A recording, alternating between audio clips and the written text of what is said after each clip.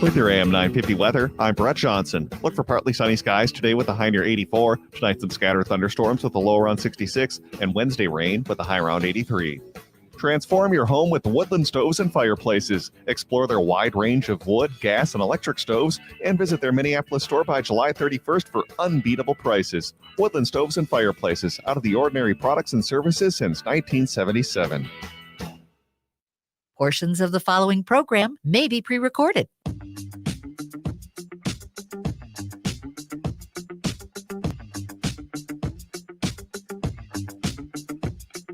Broadcasting live on AM 950, the Progressive Voice of Minnesota, and in the evenings on WCPT 820, Chicago's Progressive Talk. It is the Matt McNeil Show for your Tuesday. Could I be with you today? Matt and Patrick. Dr. Joe Eastman is going to join us coming up here at the bottom half of the hour. We're going to talk with him for about half an hour about not only COVID, but also the avian flu stuff. He's starting to get concerned this might mutate into a human-to-human thing. Right now, it's not. But I can kind of get the impression it's only a matter of time before it does. The 4 o'clock hour, we've got Patrick Cooligan joining us from the Minnesota Reformer to talk about some of the stories with them. Patrick, how are we today? Doing well. Unfortunately, I am not as cool as Patrick Cooligan, other than my name. Well, that's false advertising, actually. Let's say before you feel bad about yourself, I've talked to Mr. Cooligan. Actually, Patrick is very cool people, man. He is very good people. Always great insight. In Minnesota Reformer, like Heartland Signal, is just one of these great news outlets out there that is giving you news that really everyone else is ignoring. Did you see Ted Lieu today? I don't know. Did you see that press conference? Rupar put it out. I did not see that yet. Lieu comes on out and he goes, hey, by the way, just in case you missed it, all the Epstein files were released. And if you missed it, Donald Trump's name's all over them. Donald Trump was on planes with Epstein and young girls going out to his place. He was on special calls. He was there. There are photos. His name's all over the place. And yet you guys have not even asked him a question about that, which is remarkable that all this was released and show that indeed Trump was somewhat involved with Jeffrey Epstein and no fallout whatsoever. You know, it's just frustrating watching the reaction to it on the right. Is basically they've decided who's on the list. The people they want to be on the list are on it. The people they don't want to be on the list are on it. They're kind of like, well, Trump said he didn't even know him. It's like saying, you know, Bill Clinton and Babe Ruth, like, why are you even mentioning them in the same sentence? Because they had no connection to each other whatsoever. Yeah, they're the same group of people, this MAGA right that says, we're here to protect kids. Well, I got a guy that needs to be investigated. Well, not him. He was just doing community outreach. Oh, there you go. 952-946-6205. So I want to start off today with tone. How about we say it like this? I want to start off today with tone. Democrats, here is where we are going wrong with this, because there's a panic and there is no rational response to this. Everything's that, and yet we need to tone it down. We do. We need to tone it down a little bit, because whereas both sides have very of the Biden v. not Biden argument, you know, they have the right to speak.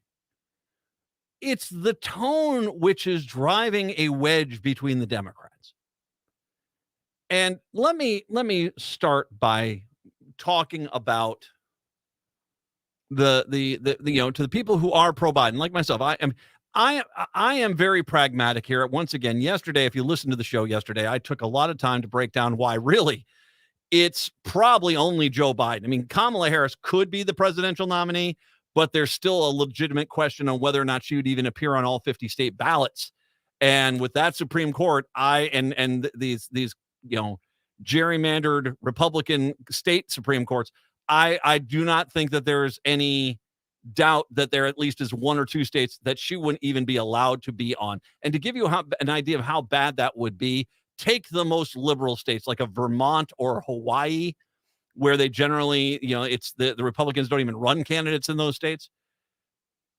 if they had to do a write-in campaign in Vermont, she would lose, and she would lose badly.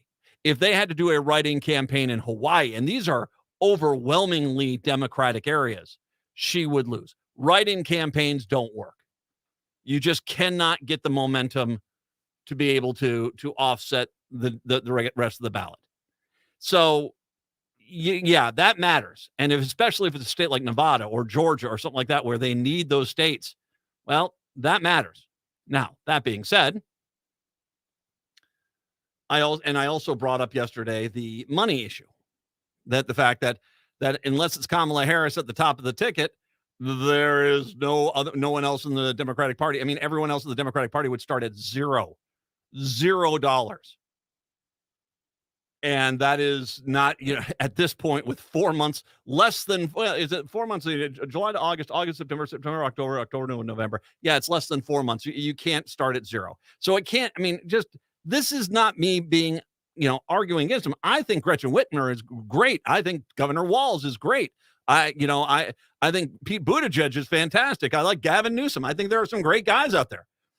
It would be a mistake to go with them because they would be so far behind on the financial element that it would make it useless. It would. So, and lately, by the way, there have been some, polls, and once again, polls are, but they are showing that, Kamala is actually polling a few points lower than Joe Biden. Joe Biden is generally is right now your best bet. But the mentality I have is this. I've seen Project 2025. I've heard what Trump is saying he's going to do.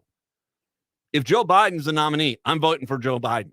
If they replace him, if he pulls aside and it's Kamala Harris, I'm voting for Kamala Harris. This is not a question, is it? It's not a demand. It's not anything. It's just very practical. I'm going to do everything in my power to prevent this country from seeping into the seventh circle of hell. How about I say it like that?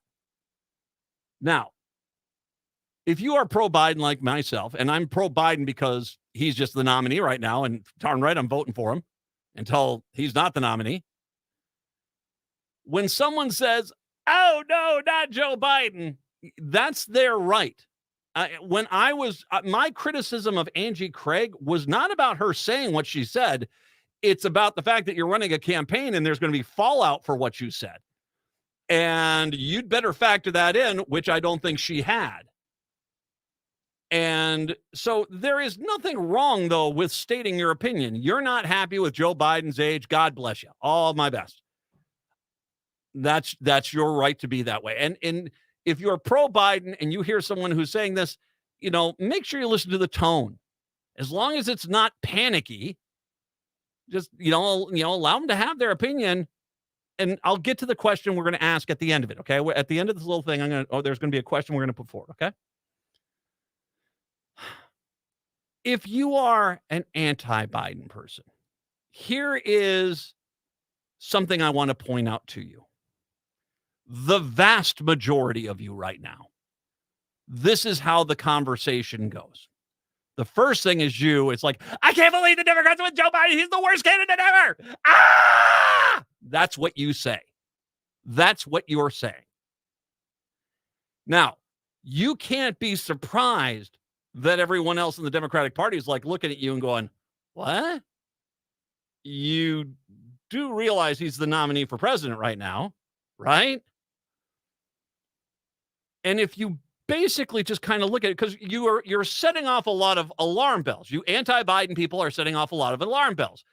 Not because you have a right to be upset about something or not like a candidate, but your tone is not one of, okay, we've got to win this no matter what.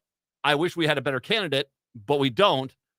I'm going to vote, but we still have to win this at any cost. Your tone is abandon ship, use children as flotation devices, push the elderly over and walk on them, that sort of thing. It's way over the top. And the second someone like myself comes at you and says, hey, by the way, your tone's a little bit, I don't know, out there. How dare you tell me to get in line? How dare you, Matt McNeil? How dare you tell me to get in line? I'm not telling you to get in line. I'm telling you, you sound like a driveling idiot. You sound like you're panicking. You sound like you're giving up. Sounds like you just want to sit the next 4 months in a fetal position on the floor. I'm not for that. I'm not for scaring people for scaring people's sake. And that's what you seem to be about. And so tone is something we have to kind of understand has consequences. Now, once again, people who are pro-Biden, once again, you can say, hey, you know what? I'm pro-Biden. But if they decide that Biden's going to get replaced by Kamala Harris, I'm going to be Kamala Harris. You can say that. That doesn't betray Joe Biden at all. As a matter of fact, I highly doubt they're going to replace Joe Biden at this point. It seems like this little uprising is being quelled as we speak.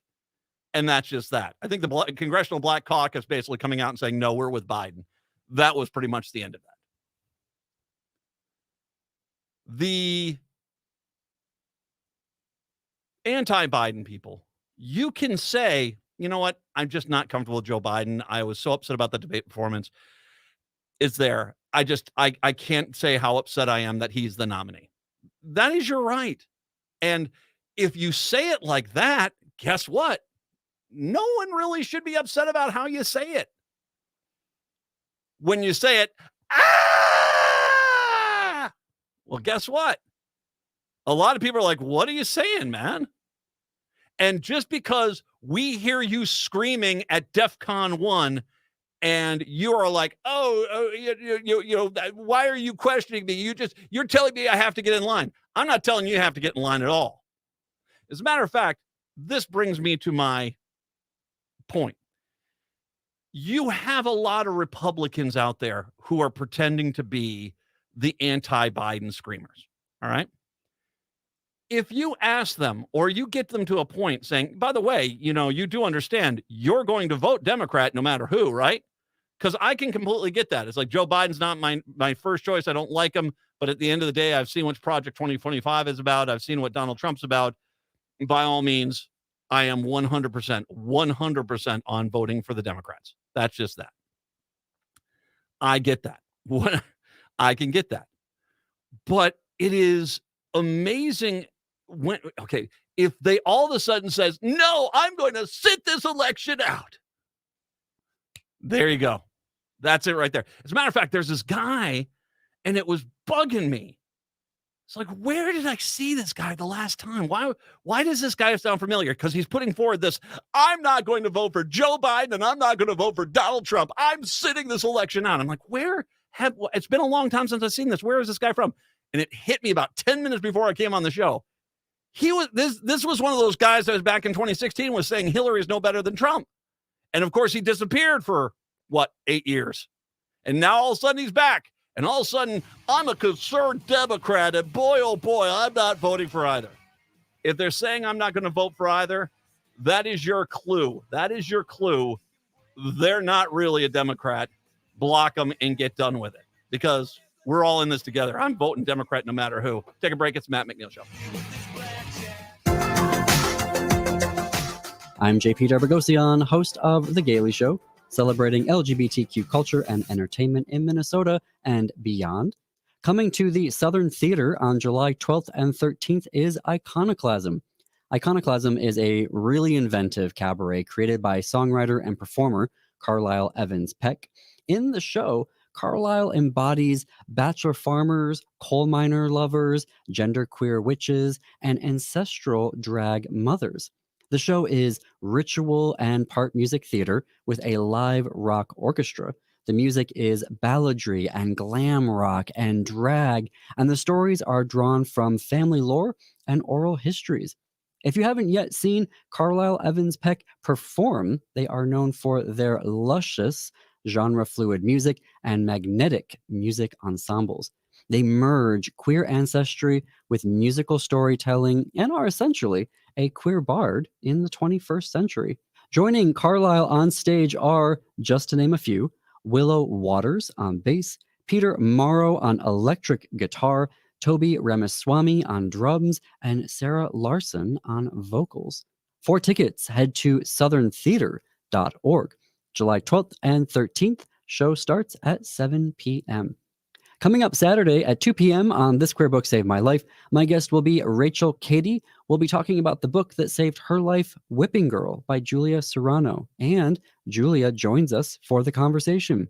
On The Gailey Show, I'll be talking with librarians Andrew Frisby and Jenny Garner. We're going to be diving into book bans and libraries as spaces for belonging and connection. Plus, Maisie Eddings will be here to talk about their new novel, Late Bloomer. So tune in this Saturday at 2 p.m. or listen to The Gailey Show everywhere you get your podcasts. For now, enjoy this hour of The Matt McNeil Show. Hey, it's Patrick. The month of July is National Carpet Cleaning Month, and because of that, and because it's the month of the 4th, Zero Res is offering 3 rooms, Zero Resified, starting at just $129, and get a 4th room free. Carpets, tiles, rugs, upholstery, basically every surface in your home can be Zero Resified, so it's time to call the cleaning pros at Zero Res.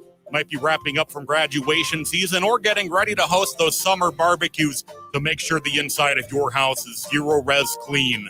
Zero Res has a 4.9 rating with over 18,000 reviews, and the Zero Res 30-day Gotta Love It guarantee makes it easy to get what you pay for.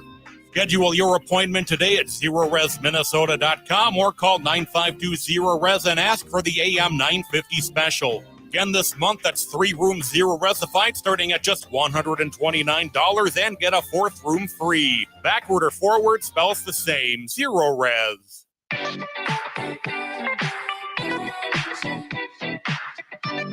Hey, Daddy, when you gonna stop playing?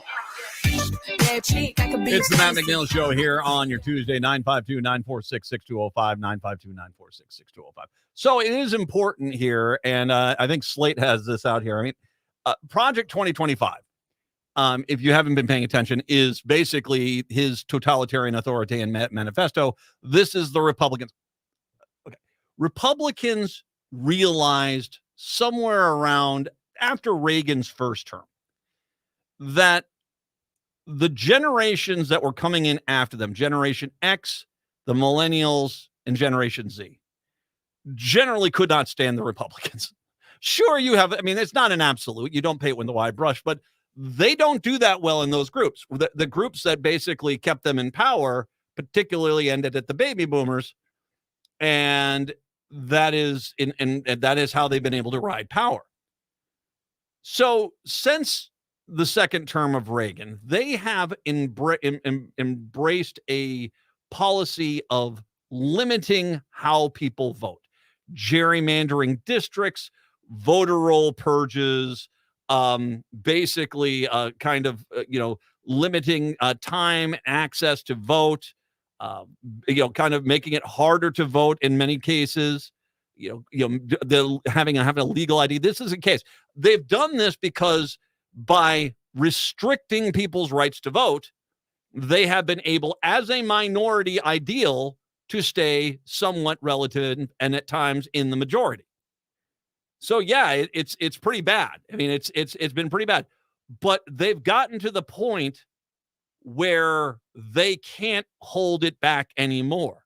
Even with their obscene money advantages, they cannot hold this back any longer. So what do? Well, now it's kind of one of those things where they're trying to scrap the entire concept of elections. And this whole Project 2025 is laying the foundation to never have another election ever again, at least not one that's fair and legitimate, to basically have it to where it's like Russia when their elections. Oh, look, Vlad Putin got 97% of the vote. Oh, isn't that great? I have no idea why my Putin sounds like Dracula, but needless to say, well, bloodsuckers. Anyway, yeah.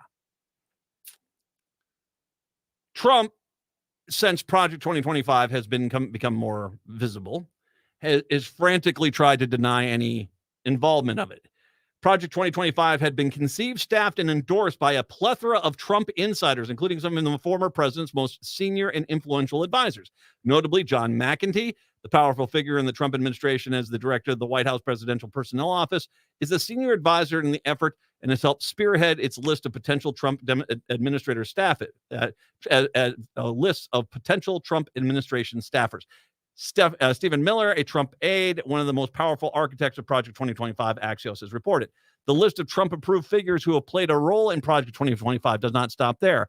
Ben Carson, Trump's ex-secretary of Housing and Urban Development. Peter Navarro, the White House trade advisor under Trump. Russ Vought, the director of the management and budget under Trump. Vought is yet another central player in the former president's orbit. He drafted a key chapter in 2025 and is now the policy director for the committee writing the Republican National Committee's policy platform. And there are many other lower-profile Trump advisors involved in Project 2025, as it's been discussed. Meanwhile, Trump's super PAC, Make America Great Again, has been running ads promoting the website called Trump Project 2025, and figures like Miller and Trump's press secretary, Carolyn Levitt, have previously appeared on online advertising promoting Project 2025. So, no, this is Trump. He's acting like he doesn't know anything about it because, most people hate it. But yet this is something that this is going to be put into place day one.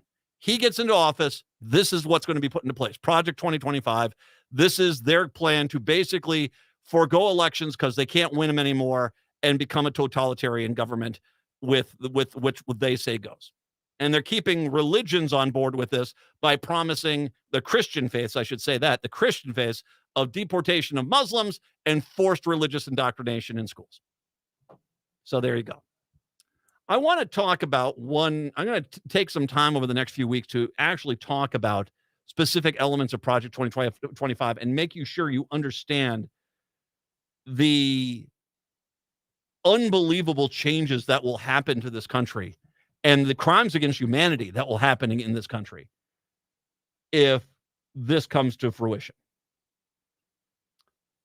I'll start with one of the more offensive ones, and that's the internment camp idea.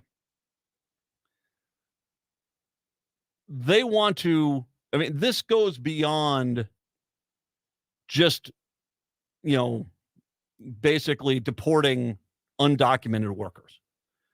This goes way beyond it. The Project 2025 seems to imply that not only will undocumented workers get thrown out of the country, but pretty much anybody who's not like Swedish, white, I guess, in case you're missing my term. If you're from Europe, you can stay. Japan, you can stay. Everyone else, you've got to go because it's about the color of their skin. They're a bunch of racists in the Trump campaign. Let's just be honest about it. They want to deport even people who are here illegally on visas and get them out of here. They want to deport the Muslim population.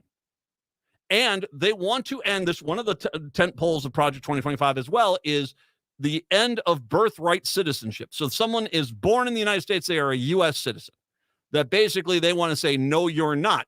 Although there is a question of, well, what if it's, and I'll just take Mexico. If someone who was born here, why shouldn't Mexico have to recognize someone who was born in the United States as a Mexican?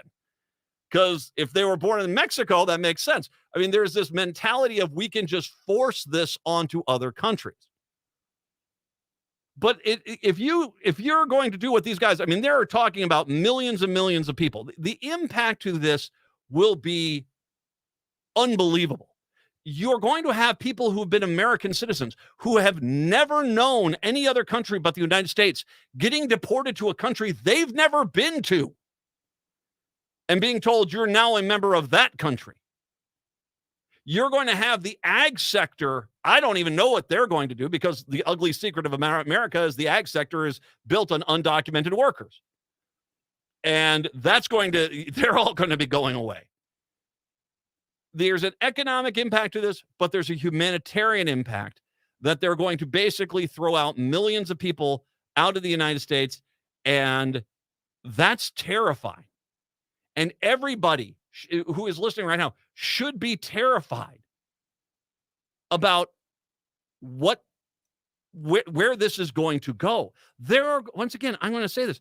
There are going to be American citizens, people who have been here for 60, 70 years, who are going to get deported under Project 2025 because they have brown skin.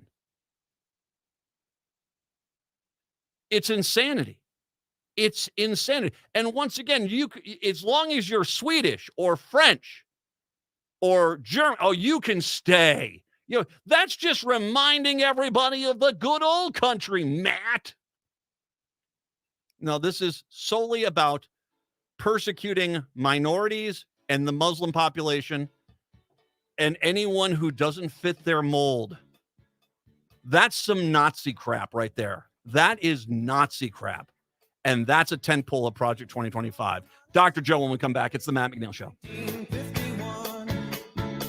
Your Need to Know News headquarters, the Tom Hartman Program, AM 950, KTNF, St. Louis Park, Minneapolis, St. Paul, the progressive voice of Minnesota. Hi, this is Philip Anthony, the host of the Downright Upright Show, which airs every Saturday at 5 p.m. I interview many interesting Minnesotans and listen to their ideas on how they plan to improve the lives of members of the LGBTQ community and our wider Minnesota community, and then to hear their opinions on current events. Remember, you can listen to the Downright Upright Show with Philip Anthony every Saturday at 5 p.m. on radio or wherever you listen to podcasts. So come and join me and continue being fantabulous. Hi, this is Paul Metza.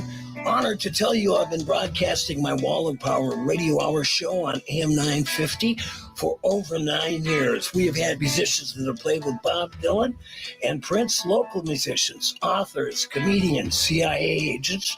My motto is cool people from all walks of life in all 50 states. It airs every Saturday night at 6 p.m. on AM 950, the progressive voice of Minnesota.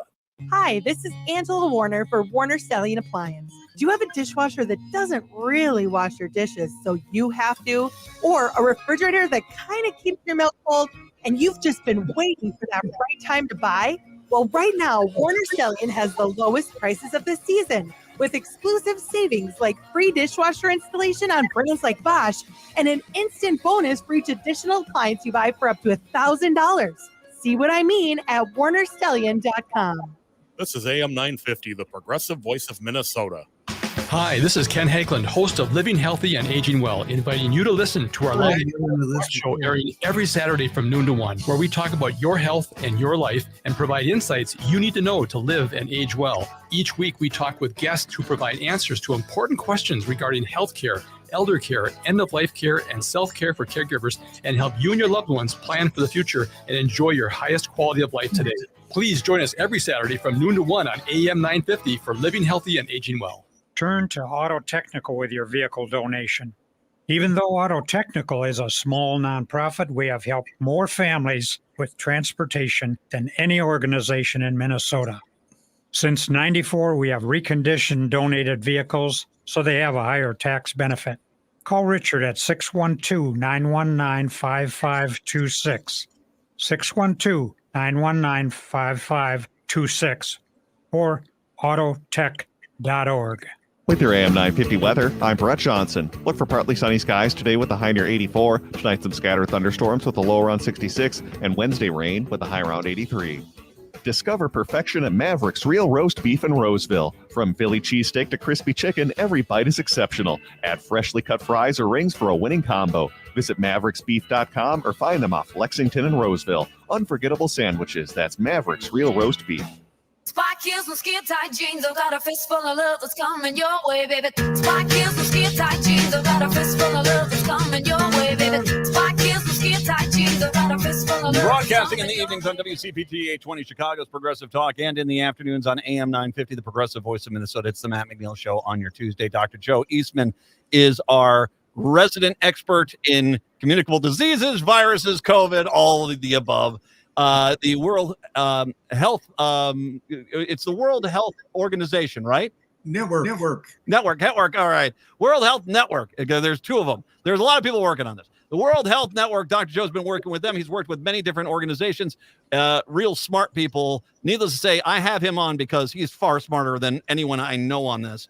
And he gives us the straightforward answers on how dangerous things are when it comes to COVID and other things. He's kind enough today to you're not going to scream, but you are somewhat concerned today. I'm going to some of the private messages you and I have shared. There are some things you're a little bothered by. Yeah. There's a combination of things going on right now, Matt, and I guess We can start with COVID or H5N1. They're both, Oh, I'll tell you what you're looking outside. Do you have a view of your lake out there right now? Is that what you're looking at? Is it really pretty out there? How is it? Why don't we just go? We'll postpone this for a second. Tell us how nice summer has been up there in northern Minnesota for the last few weeks.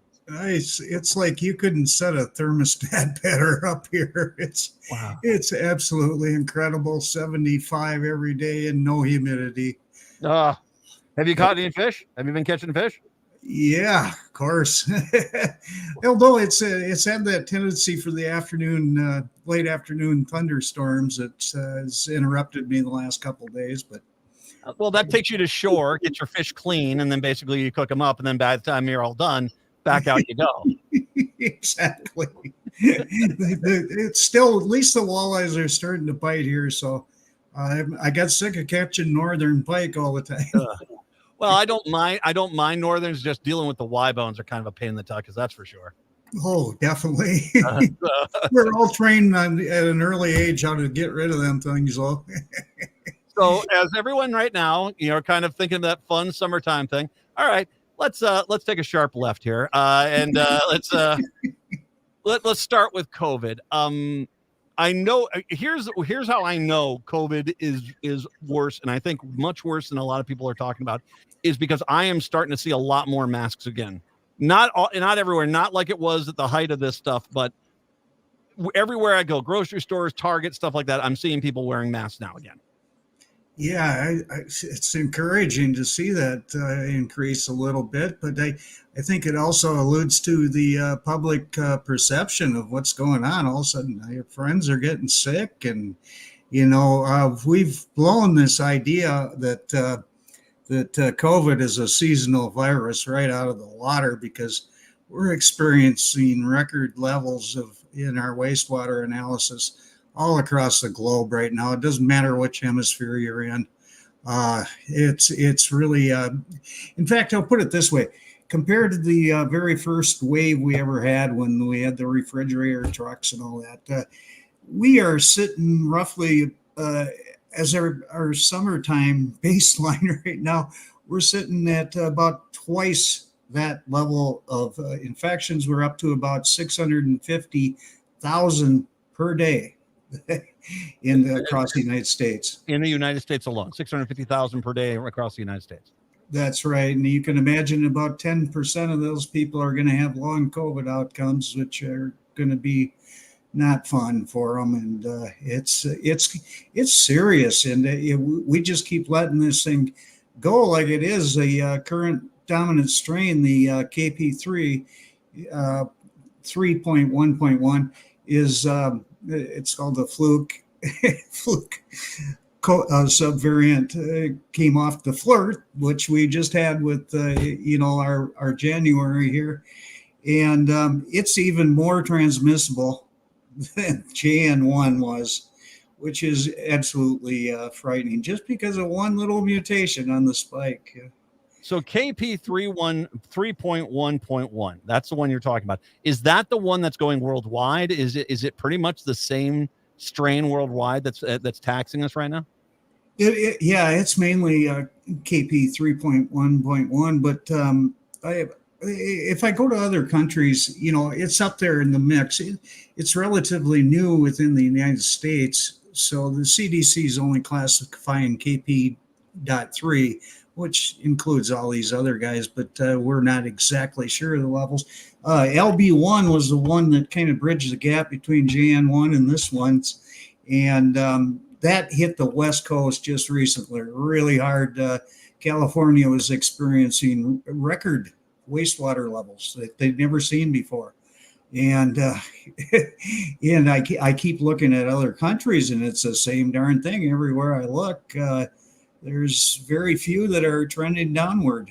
And by this, after Labor Day, towards the end of September, my model is showing roughly 1.1 or 800,000 to 1.1 million in new infections per day in the United States. And that should be our peak. But beyond that, that's the scary thing, is it only drops down to about 800,000 new infections a day instead of precipitously dropping to even lower levels like we're accustomed to. So I want to go over a few theories and your thoughts on them in regards to why this is not a. I mean, we can criticize the White House, we can criticize the CDC, we can criticize the news media a lot, but I want to kind of just go to the base people here. And is it a situation where are most people getting asymptomatic symptoms with this so they don't even realize it, or is it a case where people are just getting used to being sick?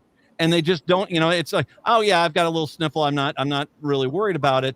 Is that kind of the outcome here? Is that the fact that this has been with us so long, people are just getting used to having cold symptoms or minor cold symptoms?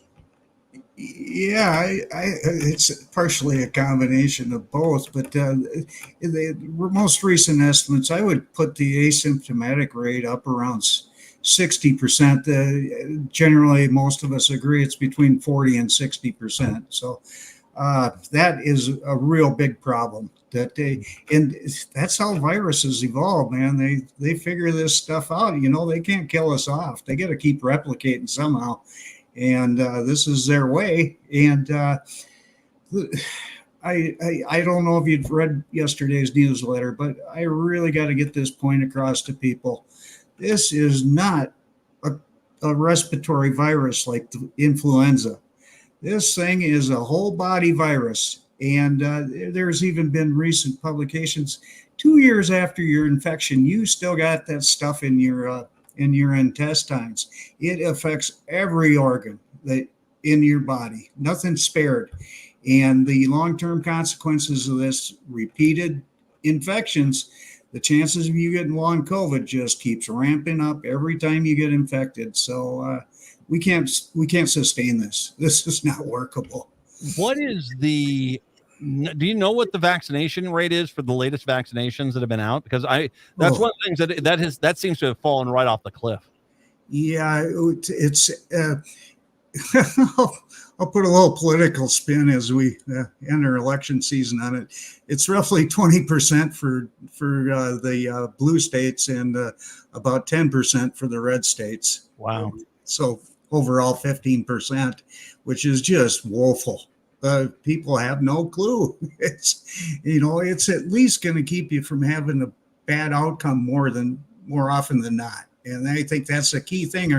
In fact, it's so bad in Australia right now, they're running out of IV bags in the hospitals. People are just coming in.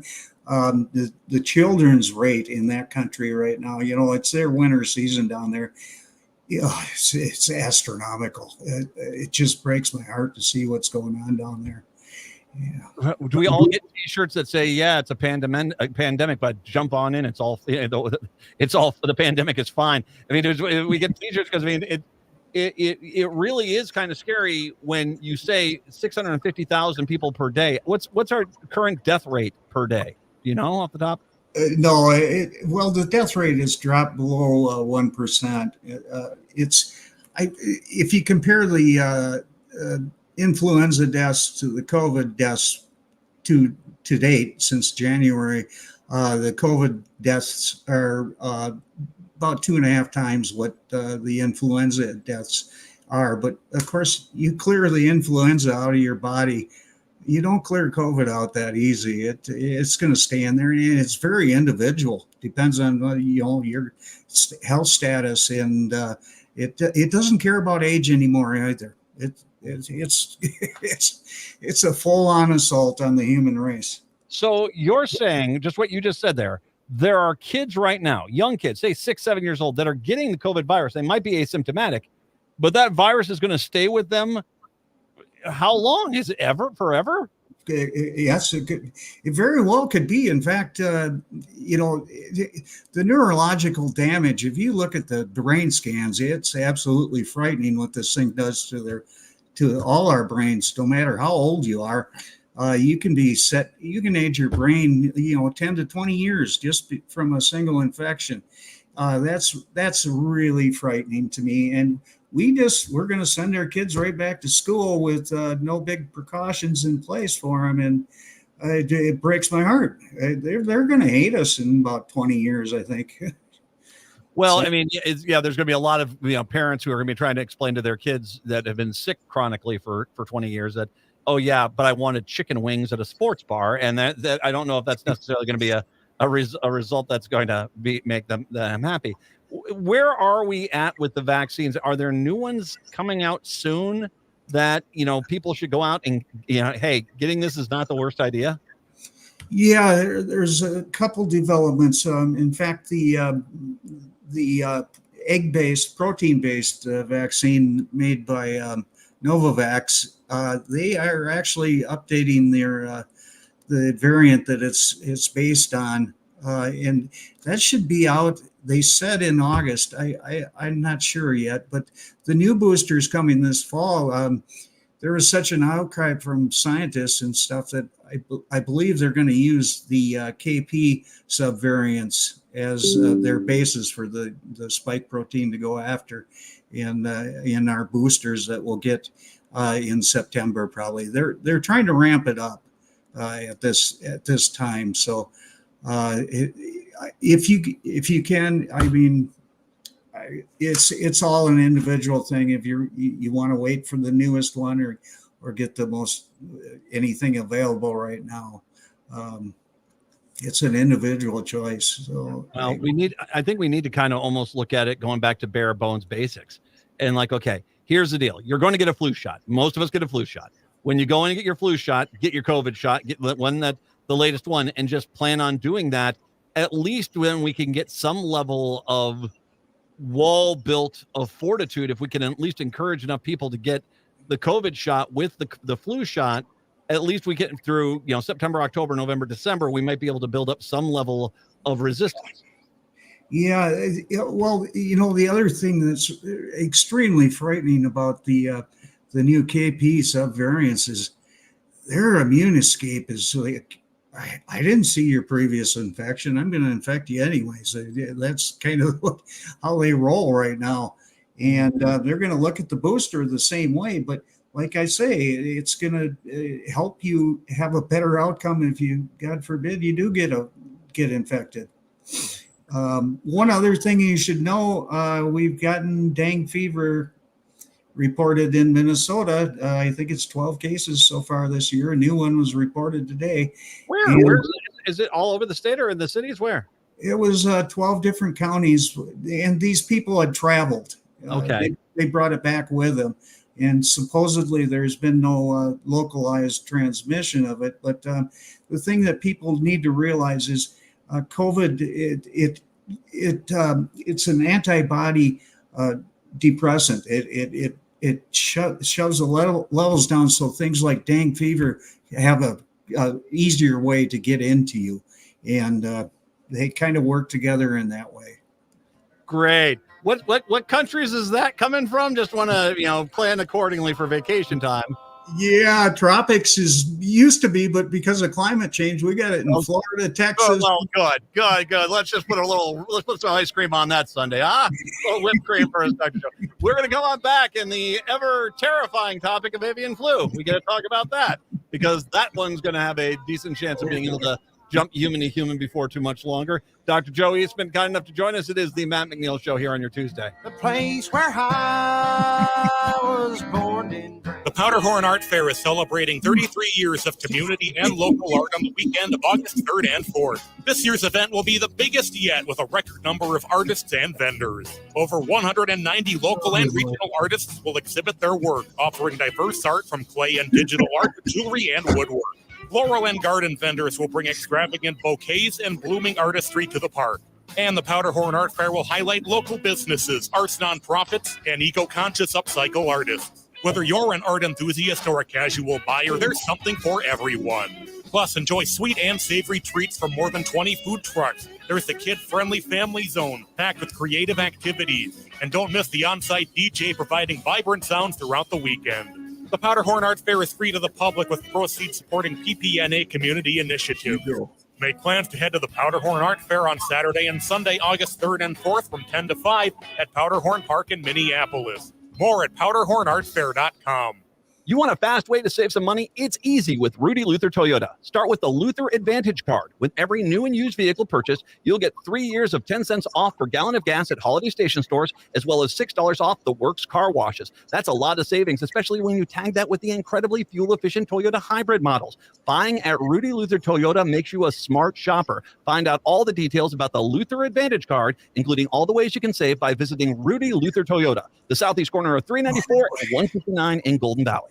Would you let animals pick your insurance? Do you really need to experience mayhem to get the best rates? Or how about a celebrity quarterback or fake university saving you money? There's a lot of marketing stunts when it comes to insurance, but what you really need is someone looking out for you. Call Array Insurance. It's hard to find you the best insurance coverage and rates. To avoid gimmicks, call Cheryl at Array, 763-504-3067 or arrayinsurance.com. Array Insurance, working hard for you. Imagine over 7,000 voices from around the globe coming together in harmony in Minneapolis.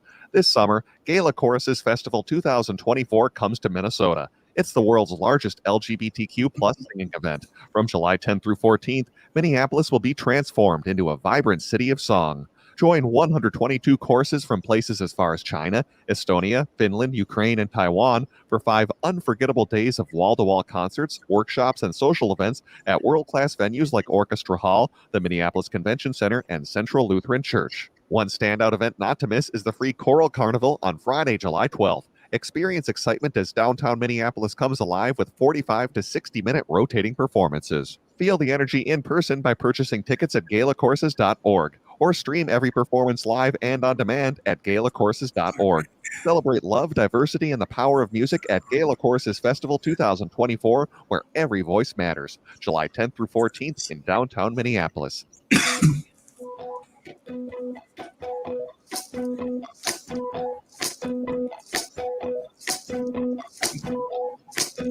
It's the Matt McNeil Show here on your Tuesday, 952-946-6205. Dr. Joe Eastman joining us, World Health Network. We're talking about COVID.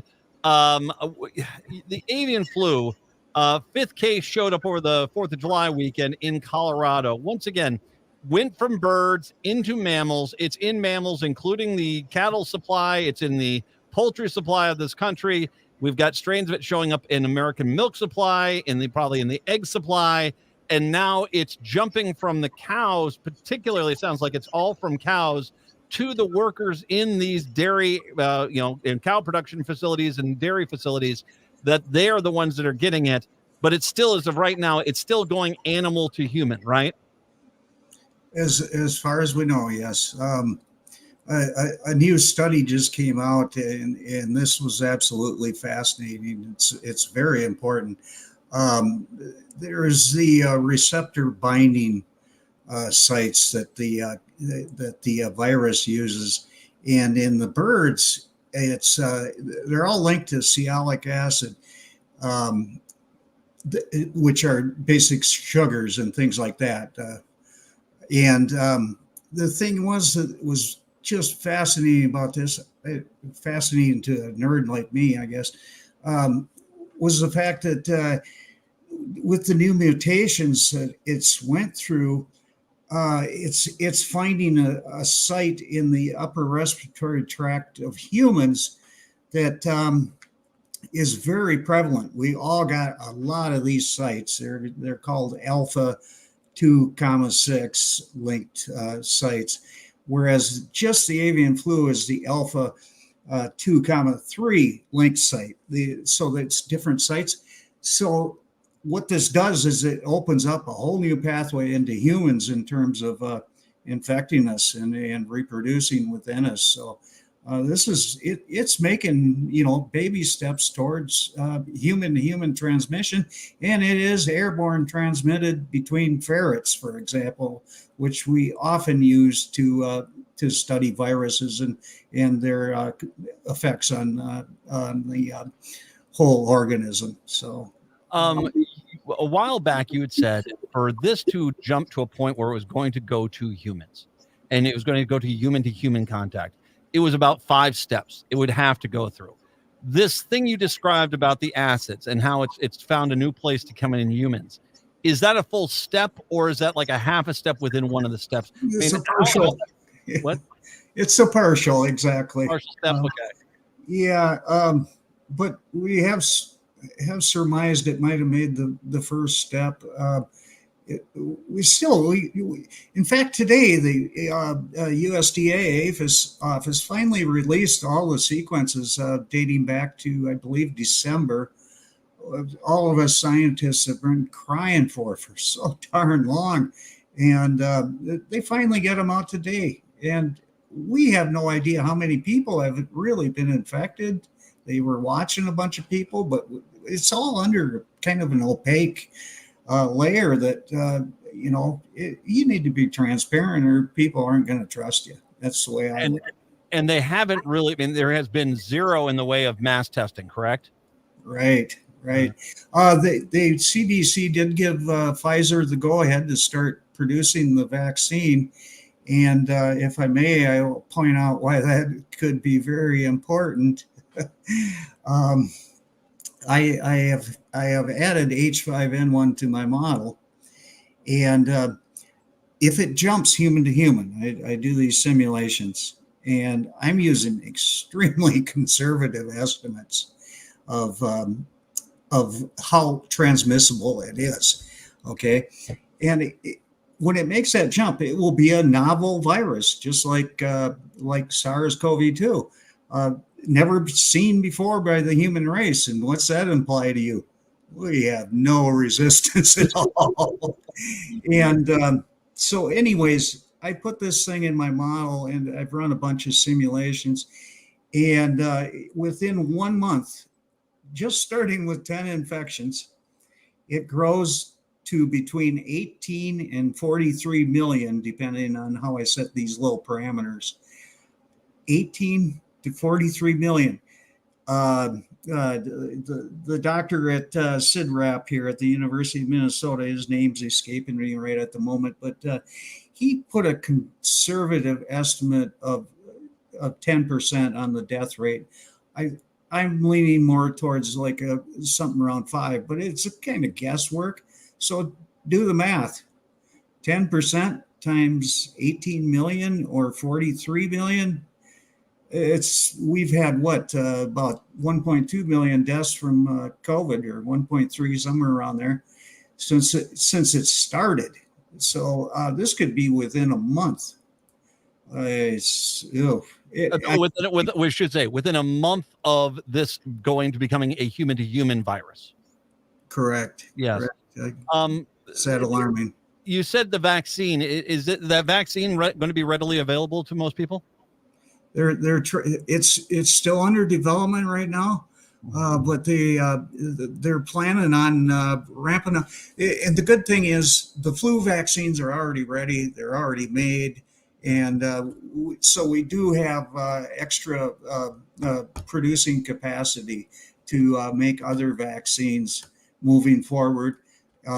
There's just going to have to know more about the different strains and studying the genomic sequences of these buggers to really nail down a good vaccine. We have one that exists, and then we have therapeutics, which the most common is Theraflu, has been shown to be highly ineffective against this. So we could be in a big doo-doo here. All right. We don't keep this locked down. And we just had 3 more herds report today, 2 in Michigan, 1 in Minnesota. So here we go. Yeah, and we still don't know the consequences of the strands being in the milk supply or in the egg supply at this point, do we? No, we don't. I'm sorry. All right. Hey, you're getting a new boat. Let's end up on a happy note. You're getting a new boat tomorrow, right, Dr. Joe? Oh, good gracious. I know I'm getting old when I got to move to a pontoon, man. Nothing wrong. Do not besmirch the pontoon. I want a picture of you on the pontoon boat, and I'll post it up on the user sites. Okay, man? You got it. You got it, brother. Dr. Joe Eastman, if you're not following his newsletter, you're wrong. I'll link to that a little bit later on. Dr. Joe, thank you very much. As always, I appreciate the information, as scary as it is. Chicago, have a good one. We'll talk to you tomorrow. Minneapolis, St. Paul, hour 2 up next. Join the community spirit at Four Sisters Farmers Market, a seasonal hub for cultural placemaking, food access, and Indigenous values. Four Sisters Farmers Market has always emphasized their commitment to the community and inclusivity, accepting SNAP and EBT benefits. Stop by and get affordable, healthy, and culturally appropriate local food. Four Sisters Farmers Market is open Thursdays 11 a.m. to 3 p.m. and is located on the American Indian Cultural Corridor off of Franklin Avenue in Minneapolis. Discover more about Four Sisters Farmers Market on their social media accounts. Hi, I'm Bruce Klopfleisch, a college political science instructor and attorney. Join me every Sunday at 5 p.m. for Politics Matters. We dive into how civics, politics, and law affect you. Discover how government impacts your daily life from the federal level all the way down to your local city. Each week, I'll share my key takeaways and teaching moments on crucial civics concepts to help understand what is happening in the current political environment. That's Politics Matters with Bruce Klopfleisch, Sundays at 5 p.m. or anytime on your favorite podcast app. Hey, Minnesota, it's your favorite sexy liberal. Join me and my fellow cohorts in liberal justice weekdays from 8 to 11 on AM 950 KTNF, St. Louis Park, Minneapolis, St. Paul, the progressive voice of Minnesota. AP News. I'm Ed Donahue. Democrats in Congress have been meeting privately. They're facing an extraordinary question, whether to keep standing beside President Biden or push him aside over concerns about his ability to win in November. Here's the AP's Sagar Magani. In what was billed as a family discussion, one person in the room says the meeting of House Democrats was dour. Number 3 Democrat Pete Aguilar says the goal was to listen, not dictate. There was no instruction to get on the same page. Tennessee's Steve Cohen says, forget the same page. Democrats aren't even in the same book. Illinois' Mike Quigley is among 6 publicly urging the president to step down. He can't win, and my colleagues need to recognize that. But others like Benny Thompson Ride with Biden. and Kwesi Mfume Go Biden all the way. Go Biden. are backing the president. Jerry Nadler's privately said he should bow out, but He's our nominee, and we've got to elect him. on the Senate side, Majority Leader Chuck Schumer faced 3 questions about the president and gave the same answer 3 times. I'm with Joe. And White House spokeswoman Karine Jean-Pierre says the president's eager to move past this. He's ready. He's on fire. He's ready to go. Sagar Magani, Washington. Pentagon spokesman Major General Pat Ryder says the pier built by the U.S. to bring much-needed supplies into Gaza is going to be rebuilt tomorrow. My understanding is that CENTCOM intends to tentatively re-anchor the pier this week, so we'll keep you updated on that, which will again enable the delivery of additional aid into Gaza. Officials say the pier will be used for several days, and then the plan is to pull it out permanently. An apparent Israeli airstrike on a school-turned-shelter in southern Gaza killed at least 25 people. Stocks finished the day mixed. The Dow was lower. This is AP News. Thanks for calling Discover. This is Diego. Hi, Diego. It's Jennifer Coolidge. I just want to say your cashback match makes me feel so special. It really inspired me. That's great. Doubling the cash back you've earned at the end of your first year is what we do. Well, I'm doubling everything now. Double dating, double dipping, double feature, double header, double whammy.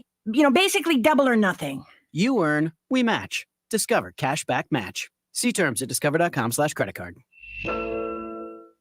If you're looking for a new couch, you could cut down on expenses by bundling your car and renter's insurance with Progressive. Because you've had this couch for too long. Sure, you've had good times together, but a ripped up cushion is not a fond memory. It's a sign. Notice how other people have couches with 2 armrests? Now that's living, right? No, it's just normal. So bundle your renters and car insurance with Progressive and put the savings toward a new couch. Please, it's time. Progressive Casualty Insurance Company coverage provided in service by affiliates and third-party insurers. Not available in all. Is your remote workforce putting your company at risk? Cyber criminals are targeting your employees with COVID-19 inspired emails and attacking businesses like yours. Hi, Mark Sommerfeld from Rymark. Rymark has the tools and expertise to enable your employees to work securely from home. If you need help getting your staff to work remotely and securely, call 651-328-8900 or go to rymarkit.com. That's 651-328-8900 or rymarkit.com. Minnesota summers are the best. We get outdoors and enjoy the sun and fire up the barbecues. This is Chad, owner of AM 950, to tell you about the exterior construction company that I trust, Snap Construction. As great as Minnesota summers are, they also bring extreme weather, storms, and hail. Late last summer, we were hit with a string of severe weather, including hailstorms. Those storms damaged roofs across the metro. Most storm damage goes missed by the untrained eye. A lot of homeowners didn't get their roofs inspected and could potentially be facing much larger issues down the road. Please take my advice and call the roofing specialist I trust, Snap Construction, to schedule a free roofing inspection. If your roof was damaged, they will work with you and your insurance company to fix it quickly and efficiently. Call Snap Construction today at 612-333-SNAP.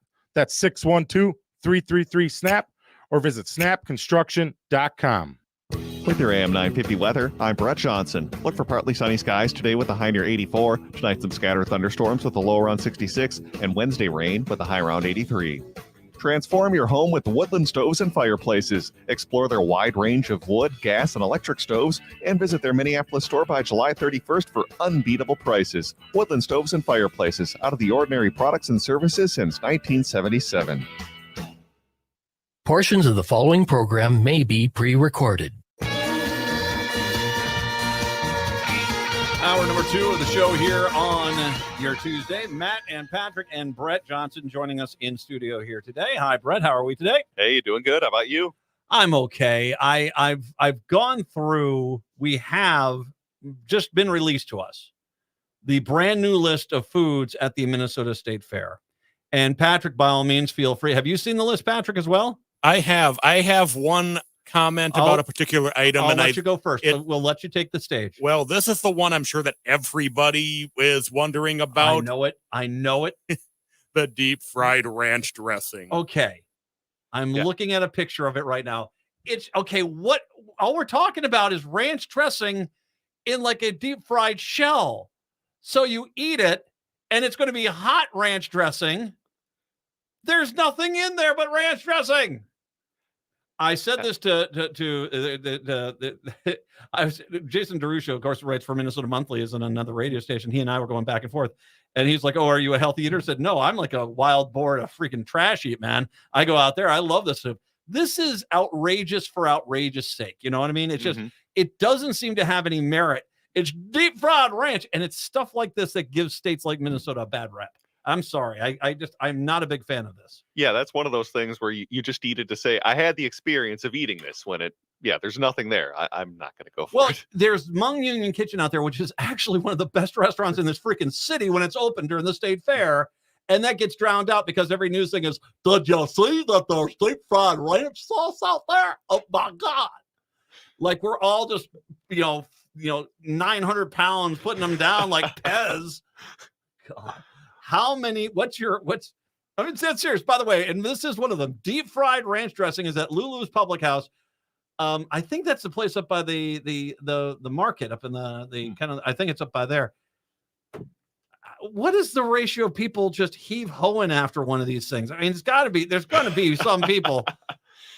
When I look at the deep fried pickle with cream cheese in it as the healthy option, for God's sake, something is wrong with us at this point. God, would you eat that? No, that's going to be a no for me. I mean, what's the point? Are you trying to appeal to Wisconsin? Yeah. Wisconsin's going to be lined up across the border into Hudson for these damn things. Patrick, will you eat one of those? I have to admit, I am tempted to try one. I will buy it. You are our test. You remember when we were talking with Dr. Joe about ferrets and we testified? You are our ferret. We are going to use you to test the deep fried ranch dressing. I'm going to pay for it. I want to see if you survive. Okay. All right. Well, let's go to things that are not so obnoxious on this list. How about you tell me a few of the ones you like? All right. A few that caught my eye. I got the cookie butter crunch mini donuts. Liking those. Okay. Yeah. I mean, here's my one thing about that. Mini donuts are already really good. Mm-hmm. I just especially if it's like really sweet.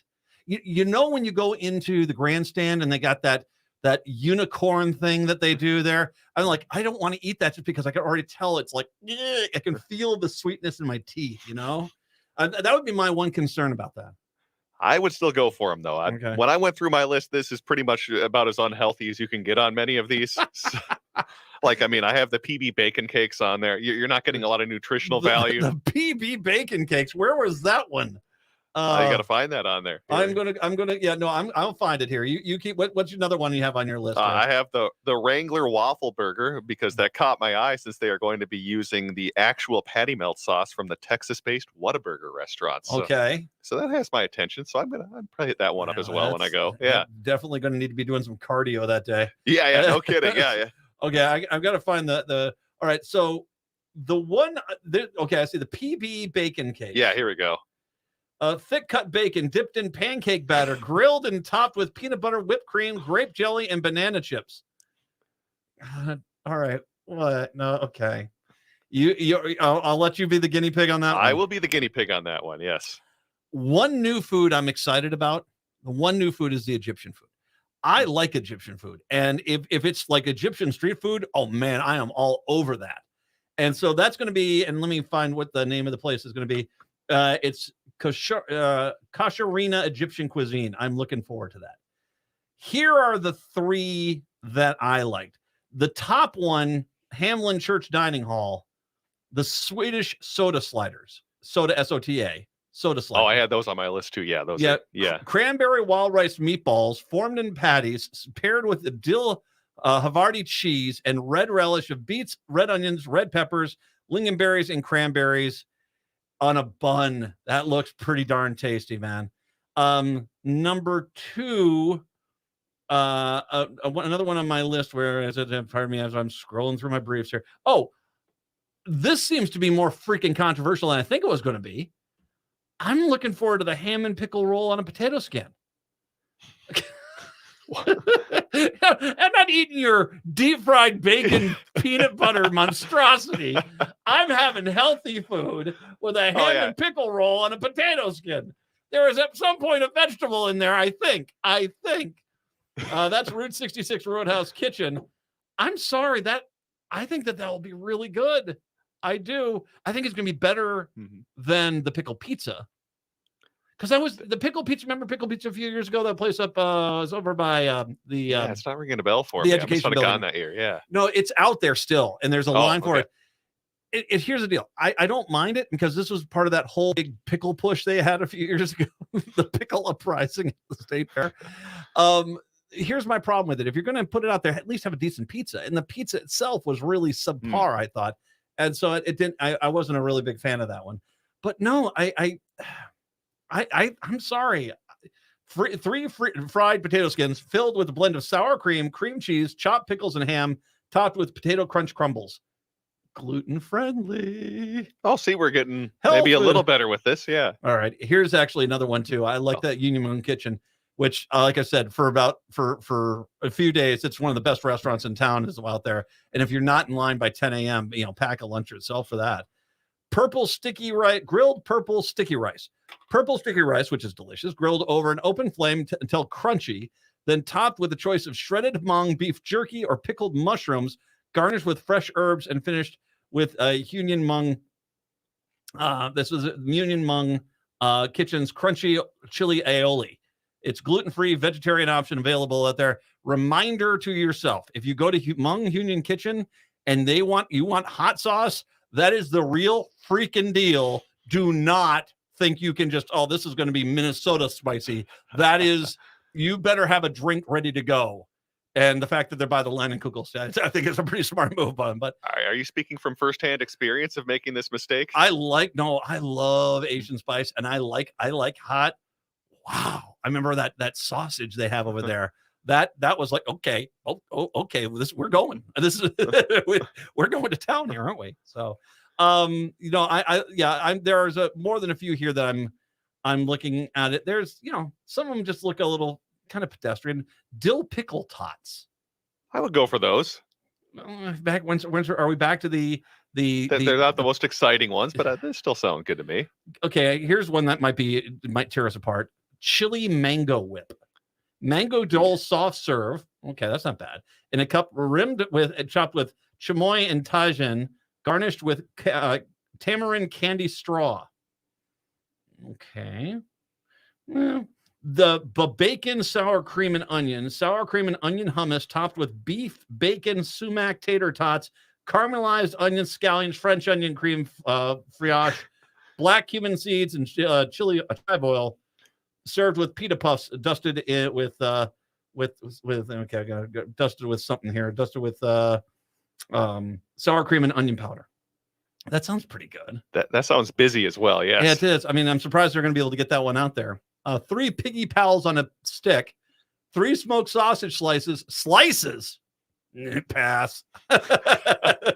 Slices. I've got a potato and a half on my. I got a potato and a half. I'm gonna have for one meal that day. I had 3 slices of sausage. What are you doing here? Lady Slipper Marble Sundae. Bridgman strawberry ice cream, lemon marshmallow cream, ladyfinger cookies layered in a cup and topped with whipped cream and a cherry. That doesn't sound bad.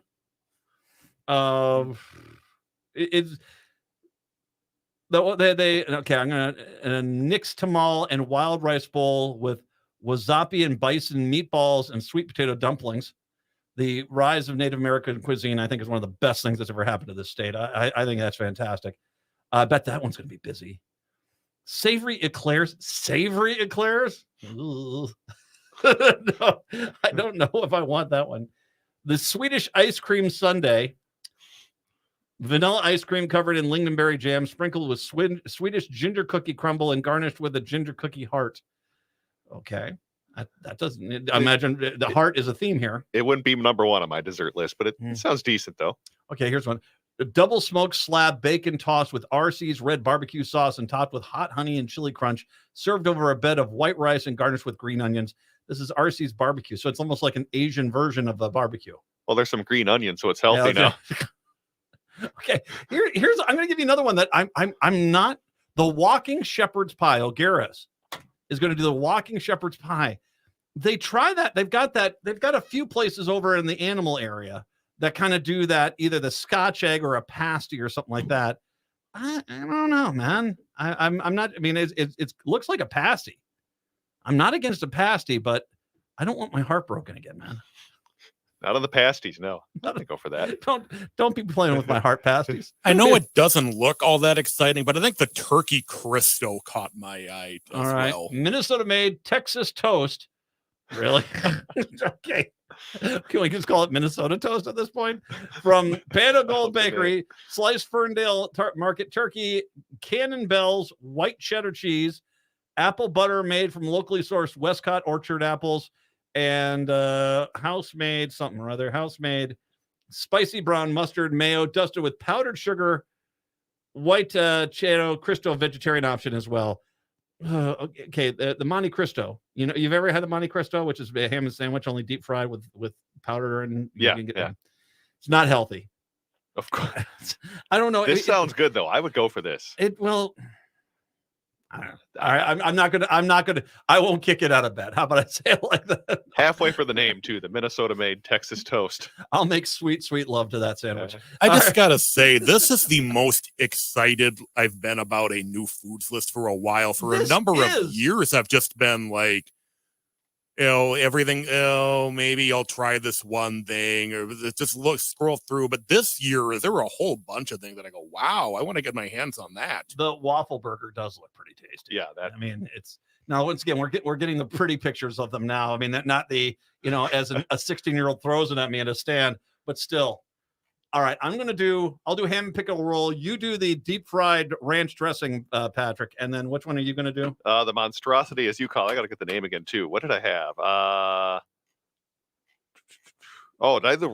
The Wrangler waffle burger. I think. Or the PB bacon cake. Oh yeah, that's right. The PB bacon cakes. Yeah.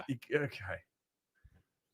Just make sure you have 911 ready on speed dial on that one. Okay. Make sure you go to the medical tent, then eat it. I think they do have benches set up for that. I will go for that one. I mean, come on. Peanut butter, bacon, and pancakes. Deep fried ranch sauce. What are we doing? Seriously, what are we doing? Are we Iowa now? Is this what we are? We're better than this. Come on, man. We have, speaking of better than this, Patrick Cooligan, for some reason, is slumming it with us once again this week. Minnesota Reformer, a lot of stories that they've been breaking to start this week off. Yeah, we're going to be talking about this water plant that's going to be built down in Elko Newmarket, this privately owned water plant that's going to be getting a number of tax subsidies. We'll talk about the investment that they're making, whether this is such a great idea, because as we talked about a few years ago, more and more states are going to be looking at Minnesota as a water source, and this kind of speaks to that issue. So we'll talk about that. Then politically, we'll talk about Republican and Democratic messaging for the legislature this fall, and we'll touch a little bit too on Angie Craig and her comments about Biden in the presidential race, which I did talk about yesterday's show. You can go back and listen to that on SoundCloud. Brett Johnson talking with Patrick Cooligan right here on AM 950. AM 950, the progressive voice of Minnesota. Brett Johnson with you here on a Tuesday afternoon. And as usual on Tuesdays, we are joined by the editor-in-chief of the Minnesota Reformer. That's Patrick Cooligan, as we're chatting about some of the stories they have been working on at the Minnesota Reformer. As coming up this week, we are going to be talking about a water bottling plant that is possibly going to be built down in the Elko New Market area and how they are receiving some significant tax subsidies. We'll also talk about political strategy with how Minnesota Republicans plan to win back the House of Representatives, possibly using some wedge issues. Plus, we'll talk about Angie Craig and other Democratic representatives at the federal level on where they stand on Joe Biden's reelection campaign. So lots to get to today. Patrick, thanks so much for coming back on the show. Always a pleasure. Absolutely. So let's start off talking about an issue that we're only going to hear more about in the future, and that is drinking water. And specifically, we are talking about a private company that's going to bottle and sell water from public aquifers while receiving tax subsidies. And this is significant because not only for private companies, but there are also other states who are looking to use Minnesota's drinking water because we are, well, one of the states that does not have a water shortage as compared to others like around the Southwest and others. But back to what we're talking about with this private company. It's happening in the Elko New Market area, which is about 30 miles south of the Twin Cities. And Niagara Bottling is the name of the company. They're a private California-based business that packages water for brands like Walmart and Sam's Club. And over the past decade, Niagara Bottling has received more than $12 million in subsidies from various states. Now a deal has been reached between the Minnesota Department of Employment and Economic Development and the city of Elko New Market, along with Niagara Bottling, that will give the company about $4.3 million in waived fees, forgivable loans, and tax rebates for a new bottling plant in the area. So can you give us a little bit of an overview of the Niagara Bottling Plant project in Elko New Market and what are the main reasons behind the state and local subsidies being given to this company? Yeah, well, it's a chance for Elko New Market to diversify its tax base, they say, away from just residential property taxpayers. In the first phase of the plant's operation, it would create 59 jobs, starting at about $17 per hour, as well as salary positions of up to $200,000 per year. And the city and the state have given something like more than $4 million to the company to do this development and waive fees, forgivable loans, and tax rebates. I think it's interesting to note the sheer volume of water we're talking about. It's going to require 13 million gallons of water per month. That's more than the entire city of Elko New Market currently uses. And so they're more than doubling their own water use. It's so much water that they're going to have to build a new tower, and they've needed a water allocation permit from the Department of Natural Resources. So it's a huge volume of water, and it's for a small city, it's a significant amount of money that they're putting out, as well as there's some state money. And skeptics are wondering why we want to be extracting water from this, which is obviously a valuable and increasingly valuable resource as we enter this period of climate change and really a lot of uncertainty around water quality and quantity. Why we would let them just truck this water out to be sold at Walmart. And then I think that there's a broader issue we can get to in a minute about really the value of these kinds of subsidies in job creation. Yeah, in fact, that's where I get right into that, because as you mentioned, Elko New Market is not exactly a big town. Granted, it is growing somewhat with the population boom that oftentimes occurs in kind of those exurban areas, but they are getting a significant amount of money. So are there actually any economic benefits that residents could be feeling in the city? Certainly there could be some jobs created, but that is a lot of money to spend when you're potentially giving up your own drinking water now to this private company, when oftentimes when we see these sorts of subsidies, it's very questionable as to whether, well, the residents of that local city, state, or whatever municipality really end up seeing those economic benefits when you give those types of subsidies. Yeah, and the question that I think most economists across the spectrum, right or left, would ask is, what is the value of those subsidies? And if this was really such a great investment, wouldn't the company be just doing this without the subsidies? In which case, why would we need to give them money? Again, this private California company, or let's presume that that the plant will only happen. This thing will only happen with state and local money.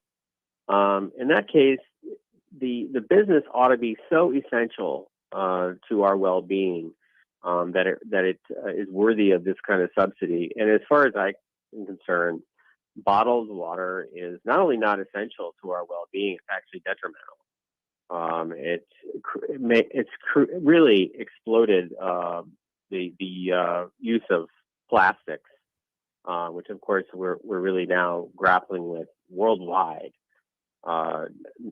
both the effects on the environment and also on human health. So I'm really baffled as to this use of public money to subsidize a private California company to pump water out of the ground at a significant rate and put it into plastic bottles. And then there's also this concern that I read in your reporting, and that has to do that as part of the permitting process, the DNR and local officials ended up stress testing the city's water system, pumping water from the wells at maximum capacity to study the potential effects of increased usage on the system that would, well, happen if this water plant ends up getting built.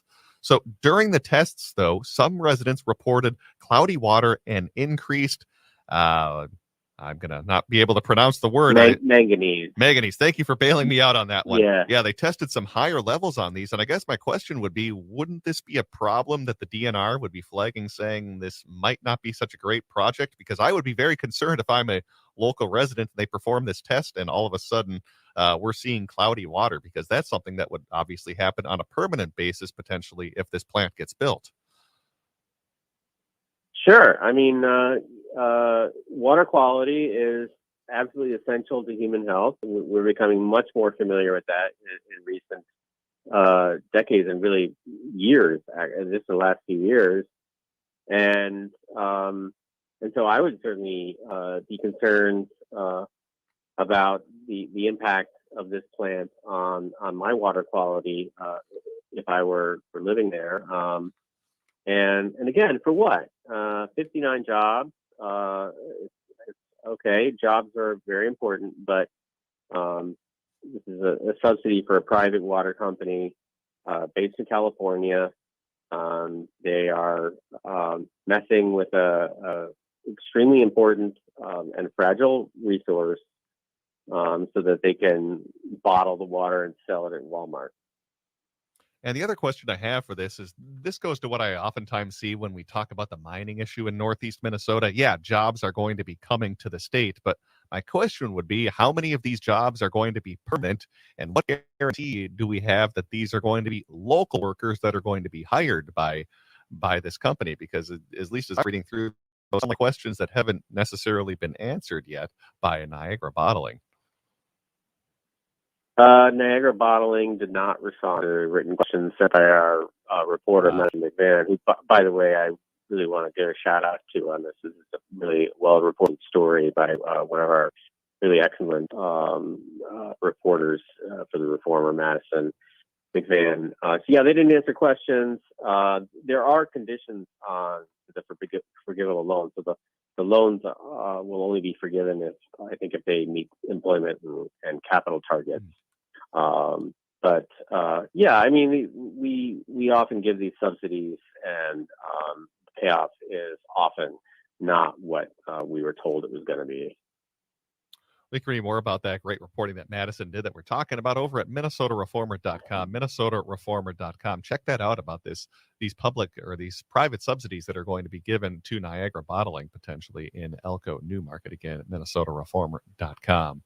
Let's talk some politics now, as Minnesota House Republicans yesterday said that the state's DFL trifecta has failed to take responsibility for burgeoning fraud occurring in programs overseen by state agencies, and they argued that electing more Republican lawmakers in November will mitigate future fraud. So we're already seeing some potential Republican strategizing for the fall elections in terms of messaging. But something caught my eye, and that's this quote from House Minority Leader Lisa DeMuth, who said that Minnesotans she'd spoken to on the campaign trail are largely unaware of the extent of fraud in Minnesota, but are frustrated when they learn more about that. So I guess my question would be, how effective could this be as a potential wedge issue, especially could this have legs even amid a big presidential election that figures to dominate politics? Because I could see them trying to campaign on saying we need to rein in fraud, but this seems like a pretty typical Republican talking point, and it very easily could be lost amid the presidential election that we'll obviously be seeing this fall as well. What's your take on that?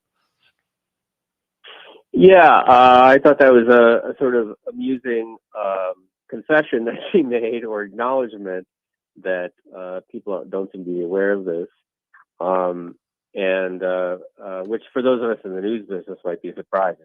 A lot of news around fraud in government programs in Minnesota in the past 6 months, including the Feeding Our Future trial. But I think it seems like you're probably right that the national political landscape being so volatile is likely to swallow up local issues. That's not to say that Republicans don't have a shot at taking over the House. As we know, in 2016, when Donald Trump lost by just 44,000 votes here, Republicans took both the House and Senate, state House and state Senate. And so a bad showing at the top of the ticket for Democrats could certainly tip the Minnesota House. They're the ones who are up for election this year. That could certainly tip into Republican hands. But I do think that they would be wise to hammer on this issue because it's real, and there's a lot there.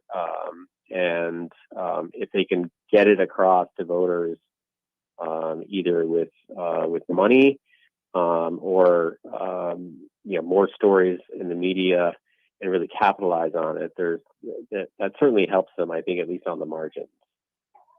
Now, of course, with some of their fraud they're talking about, they were partially in control of the state legislature when some of this pay was given out. Specifically, I'm talking about what happened when we were giving worker frontline pay to workers during the pandemic, when Republicans did at least control half of the state legislature. So I am curious at what the DFL thinks about this strategy. Did they respond at all when Republicans were making these types of talking points, or how might they try to counter what the Republicans are going to argue on this?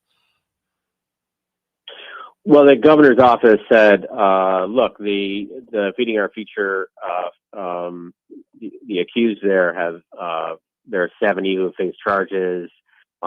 There's 5 who were recently convicted. And so it's not as if there haven't been consequences to the fraud.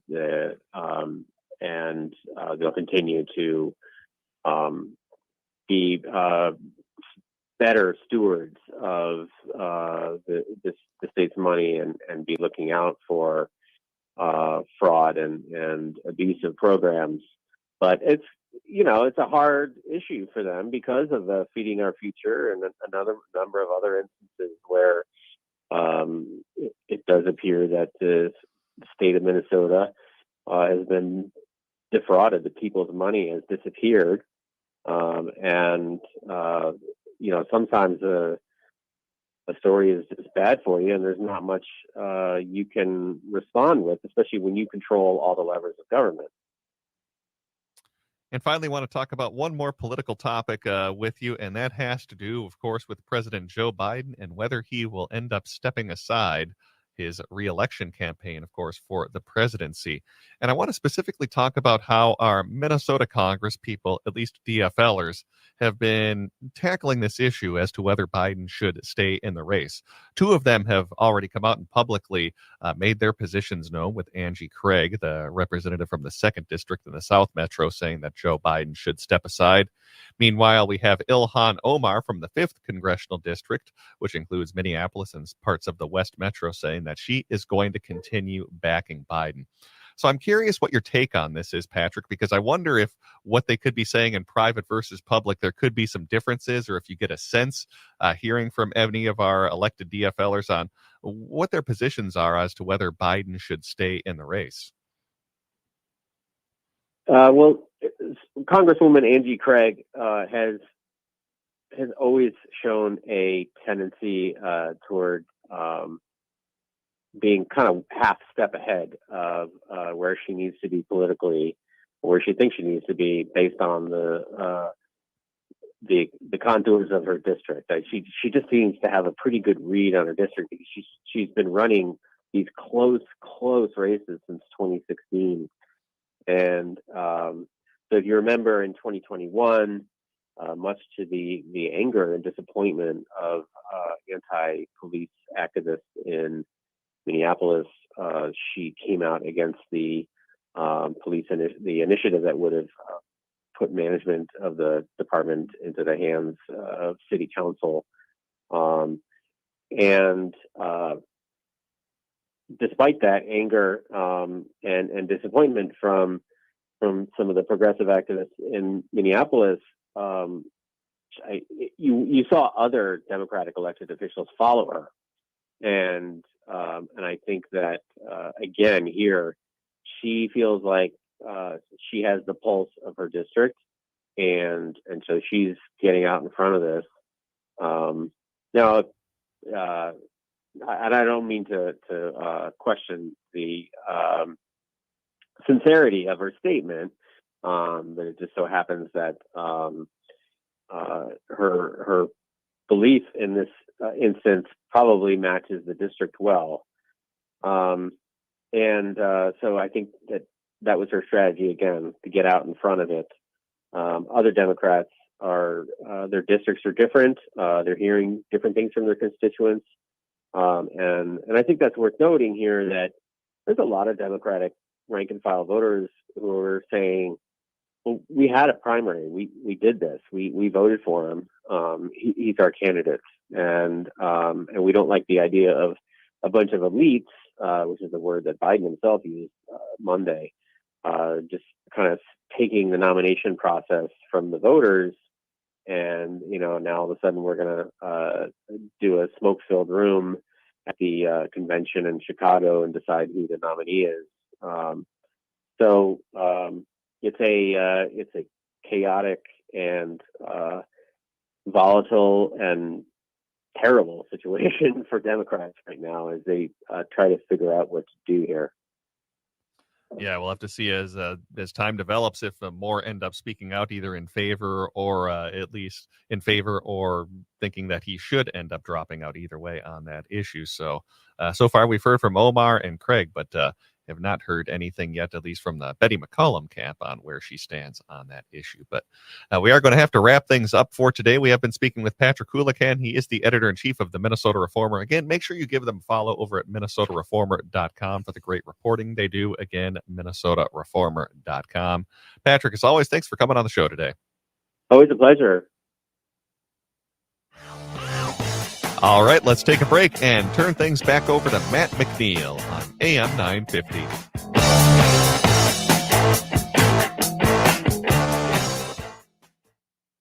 Turn to Auto Technical with your vehicle donation. We have families waiting for a car. Over 85% of unemployed are successful in finding and keeping a job if they have dependable transportation.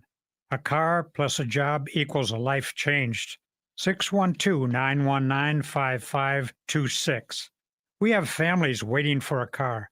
919-5526 or autotech.org. No matter if you're eating out or cooking something at home, EatLocalMinnesota.com has you covered with a list of locally owned restaurants and food purveyors. Locally owned Vinaigrette has been offering the finest olive oil and vinegar since 2009. Reintroduce yourself to all the many flavors by tasting before you buy. From darker white balsamic to cold-pressed extra virgin olive oil from all over the world, there is something for everyone. Vinaigrette, located at 50th and Xerxes in Minneapolis, or at vinaigrettemn.com. The Park Tavern is your go-to destination for fun. Enjoy the fantastic food like their pizzas, burgers, and sandwiches, the best bowling in Minnesota, their wildly popular outdoor patio, great drink specials, all the big games on their numerous screens, and it's the perfect place for your next private event, even large gatherings for over 200. The Park Tavern is your go-to destination for everyone. Have fun at the Park Tavern, Louisiana Avenue, north of Highway 7 in St. Louis Park. Summer is going fast, but Next Chapter Booksellers has everything you need to keep up with your summer reading. From the hottest new titles to timeless classics, Next Chapter Booksellers has something for any taste. Their friendly staff are great at making recommendations for the perfect summer read for you or your loved ones. Plus, Next Chapter Booksellers has a wide variety of puzzles and games for those rainy days. So keep up with your summer reading at Next Chapter Booksellers off Snelling and Grand in St. Paul. More at nextchapterbooksellers.com. It's patio season. For a romantic evening out, a fun night with friends, or a delicious meal al fresco. On the Rocks and their 2 stunning rooftop patios is the perfect spot. Their menu features a wide variety of craft cocktails, beer, and wine, as well as a full menu from the Nicollet Diner. Visit On the Rocks at 1333 Nicollet Mall in Minneapolis, which is also the home of the Nicollet Diner and Roxy's Cabaret. More information at MPLSontheROX.com. You want to feel important? You want to be part of something bigger? Something that matters and that you can help change things. You want to feel like you belong. We felt that way too. I'm Sergeant First Class Chris Urick from Glencoe, Minnesota, and that's why we did something about it. We aren't just Minnesota Army National Guard soldiers. We are people just like you. And together, we can make a difference. Take on your legacy. Visit nationalguard.com/MM to find out more. Sponsored by Minnesota Army National Guard, aired by the Minnesota Broadcasters Association and this station. With a look at your AM 950 weather, I'm Patrick Lilia. Rain and storms possible tonight with a low of 66. Then sunshine Wednesday with a high of 83. Maverick's Real Roast Beef has the best roast beef in the Twin Cities and so much more. Maverick's is located in Roseville on Lexington Avenue, 1 mile south of Highway 36. Visit their website at mavericksbeef.com.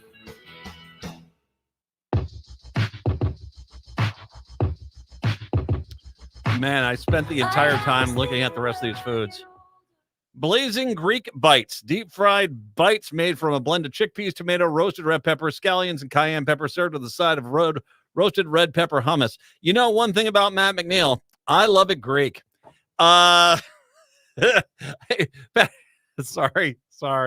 Patrick, I do have a message to you from Bill Corbett, our good friend from Riff Tracks, who is going to be doing a live show coming up here at the State Theater on Saturday, July 27th. He says, in regards to deep fried ranch sauce, oh dear God, not in a million years. More for me. All right. I can get Bill on next week. I'm going to get Bill on the air. It's good people for sure. 952-946-6205, 952-946-6205 is the phone number. A few big stories here. You know what? I'm going to start with the story out of Rochester, because we talked about this. Okay, so do you remember a few weeks ago, there was a crash at the mall down there in Rochester, and by all accounts, it sounded like the vehicle that caused the crash was the state patrol vehicle, and a person died. An 18-year-old girl died. And so, yeah, this was something we were waiting to hear back on it. Now that we do indeed have criminal charges were filed on Tuesday against the state trooper involved in a 3-vehicle crash in May that killed an 18-year-old high school student. We expressed our deepest condolences to the family and loved ones of Olivia Flores and the community members affected by this tragic fatal crash that occurred on May 18th in Rochester. State Patrol Colonel Christina Bogovich said in a statement, the conduct alleged in the criminal complaint is concerning and it does not align with the State Patrol's core values. State Trooper Shane Roper was charged with second-degree manslaughter and criminal vehicular homicide related to the death of the victim, Olivia Flores of Owatonna. Several other charges of criminal vehicle operation were filed against Roper related to 5 others who were injured in the crash. The investigation by the Olmsted County Attorney's Office revealed that Roper was traveling at 83 miles per hour with his lights and siren off when he approached a busy intersection near the Apache Mall. The trooper's car slammed into the passenger side of a car occupied by Flores, resulting in her death. Trooper Roper, violating his duty with such a gross fashion, caused the death of a young lady celebrating her impending graduation from high school. Olmsted County Attorney Mark Ostrom said in a statement announcing the charges. Several other persons suffered serious injuries. Roper's conduct violated the State Patrol's core value. The county investigator revealed that Roper had engaged in high-speed driving without emergency lights, at one point reaching 135 miles per hour at least 4 times earlier the day of May 18th. Roper's discipline records revealed 4 prior crashes he has been involved in while driving a squad car, either due to inattentive driving or excessive speed. Yikes. The State Patrol said Roper, who attended 13 driving training courses for a total of 107 hours over his 8-year career, has been placed on administrative leave. We express our deepest condolences. So, yeah. And it sounds indeed like he was, and the Rochester paper had a little bit more of a write-up on it, and it was, as he approached, it was a case where a van got into the intersection and was actually unintentionally, and this is not the van's fault, it was blocking it. So as this guy came barreling for the intersection, he didn't realize there were people that were going to be coming. But needless to say, I mean, how in the world is it you're doing this kind of speed? And there was a person that was riding along. It almost makes me wonder if he was trying to impress the person in the car with him. And I'm wondering if that is the case as well. So obviously a very sad case, and I'm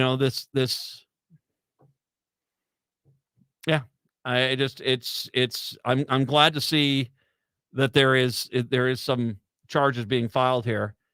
Flores was an Owatonna High School cheerleader who is set to graduate on June 7th. A GoFundMe page set up by her family says she was fierce and she was loyal. She was beautiful down to her soul. I am so sorry to the family, because as a father of 3, I'm so sorry. That is horrible. A federal judge in another lawsuit involving the police, or law enforcement, I should say. A federal judge says a lawsuit can move forward alleging that Minneapolis SWAT officers in the city are liable for constitutional violations in the killing of Amir Locke during a no-knock warrant search in February of 2022. This is the point where you remember when they shoot Amir Locke, and all of a sudden he was a gang banger and he deserved it, and he was going to kill 1 million people.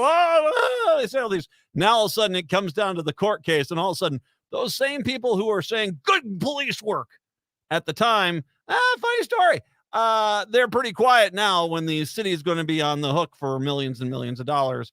All of a sudden they don't want to defend the police work because they don't want to have to write the check. And so I think we've said that. They even say that. I think we've said enough before about this case. I don't think we had. Well, no. If you think this was quality police work, why are we, the taxpayers, paying for this? Shouldn't this come out of your department? I think if we did that, I think it'd go a lot better. A lot less of this stuff would happen. Attorneys for the city and Officer Mark Hanneman sought to dismiss the civil suit in a motion filed last week, saying Hanneman acted reasonably when he shot Locke 3 times during a pre-dawn raid because he believed Locke represented an immediate threat or danger of physical harm. The city attorney also argued the officer was entitled to qualified immunity, the legal principle that protects government workers from civil liability when acting in the course of duty. In denying the city's motion Monday, U.S. District Judge Eric Torstrud wrote that the body camera footage doesn't conclusively show that deadly force was warranted during an unannounced search. And the lawsuit alleges, because reminder, in the real world, they have to show that there was actual threat of real violence, as opposed to this, well, he was a demon creature and he could have exploded, so thank God I shot him. That sort of thing. Now, I'm not saying that those were the excuses they used. I'm just saying you get my point, is that there's a lot of times when it comes to charging in, local courts, they kind of have a tendency of saying, well, is there any way we can wiggle out of this? And yeah. The lawsuit alleges facts plausibly showing that Officer Hanneman's use of force violated Amir's clearly established Fourth Amendment rights. Ben Crump, the civil rights attorney representing Locke's parents, said in a statement, this ruling marks a critical step forward in the pursuit of accountability and justice for Amir Locke and his family. While neither we nor Amir's family had control over the prosecution of criminal charges, this order now gives us the ability to fully conduct a discovery into the city of Minneapolis and ensure that every stone is turned over in Amir's name. He was promising a positive young musician who wanted to use his life to inspire young people in the Black community and beyond. The practices of the Minneapolis Police Department in February 2022 reflect systemic issues with the department and disproportionately impact minority communities and undermine public trust in law enforcement. A spokesman for the Minneapolis did not immediately respond to a request for comment on Tuesday morning. Remember when they were saying it was good police work? Good police work. Remember when they were saying all that stuff? Now they're not. Hey, we got nothing to say here. Can the city get the checkbook out? We need the city. We need the Hennepin County to get the checkbook out. Can you pay for this, please? Our good quality police work. If it's good quality police work, why are we going to be writing an 8-figure check? Seriously, that's just a basic question. And why the hell the media in this town doesn't ask the police that question? Well, if it's such a good police work, why in the world are we writing 8-figure checks? And like I said, I've talked about this before. It's like the police will argue, well, you should have taken it to court. And then all of a sudden it becomes a 9-figure check. And then all of a sudden it's like, well, you should have settled. At no point did they say, well, clearly the fact that we're writing such large checks points to your police work not being so good. But shh, we don't have anything to say now. Shh, shh, shh. My guess is they're frantically saying, give us a number. Hanneman and the Minneapolis SWAT team stormed the Bolero Flats apartment building downtown on February 2nd in search of evidence related to a St. Paul homicide investigation. An officer's body camera recording showed police quietly unlocking the apartment door with a key before barging inside, yelling, "Search warrant!" As Locke lay under a blanket on the couch. When the officer kicked the couch, Locke stirred, emerged holding a pistol in his right hand. Hanneman fired 3 times, hitting Locke in the face, chest, and arm. If you're hitting him in the face, you're hitting him in the chest, you're trying to kill him. Let's just be honest. There's no trying to disarm him. There's no trying to, it's just, you're trying to kill him. The killing of Locke, a black man, brought renewed scrutiny to the practice of no-knock warrants, but those permit police to enter a residence without announcing themselves intended to high-risk searches. In this case, St. Paul police had originally asked for a standard warrant, but the Minneapolis SWAT team insisted to be a no-knock operation. Reminder, Minneapolis police, the Minneapolis courts would not allow them to get a no-knock warrant, so they went and got one from St. Paul, if I remember correctly. Locke, a DoorDash delivery driver and aspiring rapper who legally possessed the gun. Hey, the NRA doesn't give a rat's ass about him. Does not care. Was not the subject of the cert warrant and had no criminal record. But that didn't stop them from character assassinating him. It didn't stop him from acting like he was a gangbanger. Didn't stop them from accusing him of deserving to get an instantaneous death penalty at the hands of Minneapolis SWAT. No, back then it was good quality police work. And now all of a sudden, now that the city and the county are on the hook for millions of dollars, all of a sudden they get real quiet. It should come out of your budget. Because if these checks started coming out of your budget, I guarantee you that things would change immediately. 952-946-6205, 952-946-6205. Take a break, come on back, wrap up the show. When we do return, it is the Matt McNeil Show on a Tuesday. Hi, Matt McNeil here. I've had people ask if my son Charlie took our RAV4 from Rudy Luther Toyota on a cross-country road trip, and indeed he did. He headed west and saw the national parks of South Dakota, Montana, Utah, California, Arizona, Colorado, and then back home. He drove 5,000 miles. The RAV4 performed great, and he had a fantastic time. Not only was the RAV4 great on long highway stretches, but it easily handled the back roads too. And with the RAV4 Hybrid, the fuel efficiency was incredible, saving him a ton. Test drive the RAV4 today at Rudy Luther Toyota, 5 miles west of Minneapolis on 394. Imagine over 7,000 voices from around the globe coming together in harmony in Minneapolis. This summer, Gala Courses Festival 2024 comes to Minnesota. It's the world's largest LGBTQ+ singing event. From July 10th to 14th, Minneapolis will be transformed into a vibrant city of song. Join 122 courses from places as far as China, Estonia, Finland, Ukraine, and Taiwan for 5 unforgettable days of wall-to-wall concerts, workshops, and social events. Revel in the joy and pride of this extraordinary festival at world-class venues like Orchestra Hall, the Minneapolis Convention Center, and Central Lutheran Church. The last festival in 2016 united over 6,000 singers, and this year's promises to be even bigger. Feel the energy in person by purchasing tickets at galacourses.org or stream every performance live and on demand at galacourses.org. Celebrate love, diversity, and the power of music at Gala Courses Festival 2024, where every voice matters. That's July 10th through the 14th in downtown Minneapolis. I'm having a really hard time lately, and I'm worried no one will understand what I'm going through. I feel so alone. I wish there was somebody I could talk to. If you're looking for support, Mental Health Minnesota is here for you, with connections to others who have also struggled with their mental health and can provide support and resources. Services are anonymous, confidential, free of charge, and open 7 days a week. Connect today at mentalhealthmn.org or call 855-HERE-FOR-MN today. Sponsored by Mental Health Minnesota, the Minnesota Broadcasters Association, and this station. End-of-life decisions are not easy to make. Hi, I'm Mary T. of Mary T. Hospice Care. It's important to make sure that this difficult time is meaningful and comforting to you and your loved ones.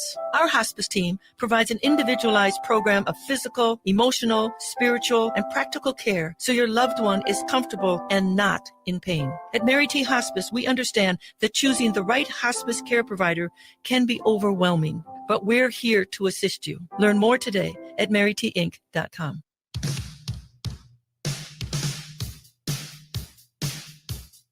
AM 950, the progressive voice of Minnesota, the Matt McNeil Show.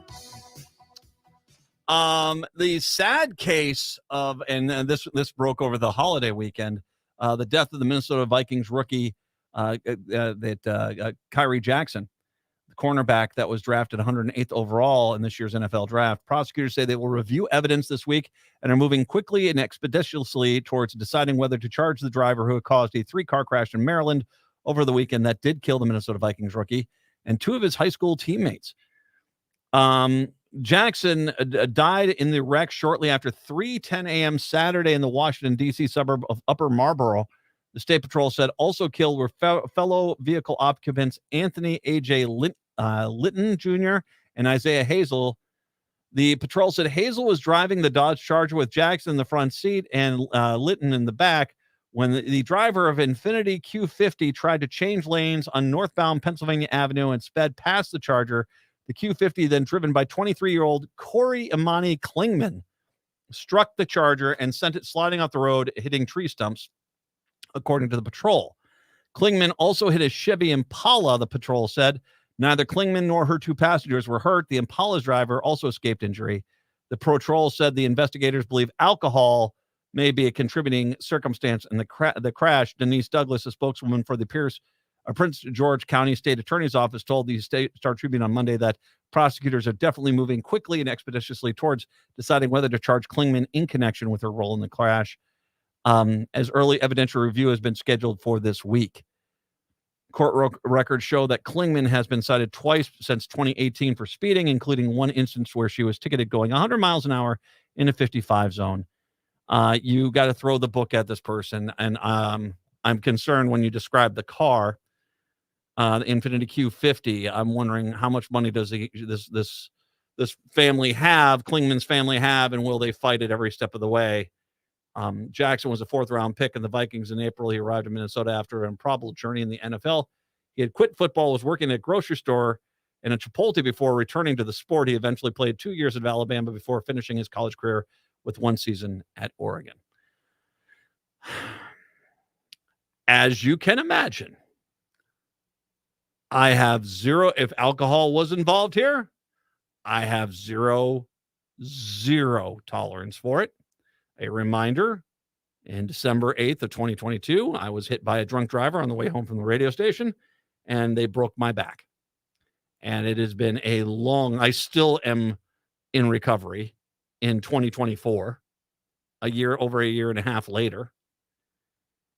I have zero. That was at 6:10 in the evening when that happened. You have so many freaking options when you want to go out drinking. Uber, Lyft, taxi, get someone else to drive, walk, bike ride, anything else. It is truly selfishness for selfishness' sake when you get behind the wheel of a car drunk. And God, I hope they lock Klingman up for a good chunk of her life. We'll have to see. We'll have to see what happens. Native Roots Radio, I Am Awake. That is coming up with Robert Pilot and crew. We are back on a Wednesday with Stein. Have a good one. Until then, see ya. The Powderhorn Art Fair is celebrating 33 years